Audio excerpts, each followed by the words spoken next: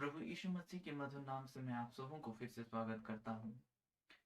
आज के मेडिटेट के लिए हम देखेंगे जो गालतियों उसका चैप्टर 4 और वर्स 1 और वर्स 2 देखेंगे। इससे पहले आइए हम दुआ करें।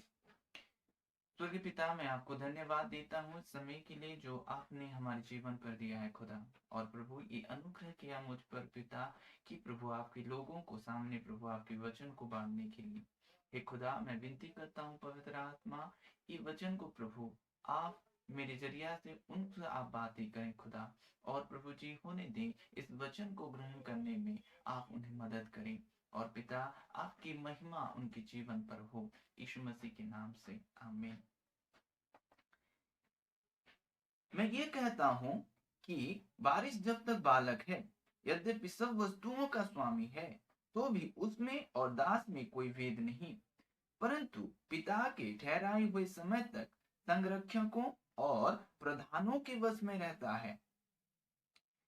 ये प्रेरित पौल है जो गालातियों को लिख रहा है, और यहाँ पर ऐसा लिखा है, मैं ये कहता हूं कि वारिस जब तक बालक है, यद्यपि सब वस्तुओं का स्वामी है, तो भी उसमें और दास में कोई भेद नहीं। एक बालक को जन्म लेना पड़ता है। निकोदेमस जब प्रभु यीशु मसीह के सामने आया, तो प्रभु यीशु मसीह ने उसको आत्मिकता में जन्म लेने की बातें की, उसको आत्मा में जन्म लेने की बातें की। जब वो स्पिरिचुअली एक बंदा जन्म लेता है, जिसको पवित्र आत्मा रिसीव हो जाता है, जो पवित्र आत्मा को पाता है, वो व्यक्ति जान लेता है कि परमेश्वर के प्रेम, परमेश्वर के आनंद, परमेश्वर की शांति, वो उस वारिस हो जाता है जो परमेश्वर ने हमारे लिए लिखा है। जो पतरस को प्रभु यीशु ने कहा कि स्वर्ग की सारी चाबियां मैं तुझे देता हूं, जो तू धरती पर बंद करे वो स्वर्ग पर बंद होगा, जब तू धरती पर खोले वो स्वर्ग पर खुला जाएगा। परमेश्वर हमें अधिकार दिया है, लेकिन एक बालक को अधिकार नहीं दिया जाता जब तक कि वो सियाना ना हो जाए, जब तक कि उसमें समझ ना आ जाए। बालक की रक्षा करनी पड़ती है, बालक को खाना खिलाना पड़ता है, उसको देखभाल करनी पड़ती है। और दूसरा पद में पिता के ठहरावे समय तक संरक्षकों और प्रधानों के वश में रहता है।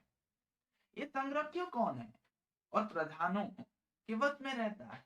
ये वे हैं जो पिता के अभिषिक्त दास हैं।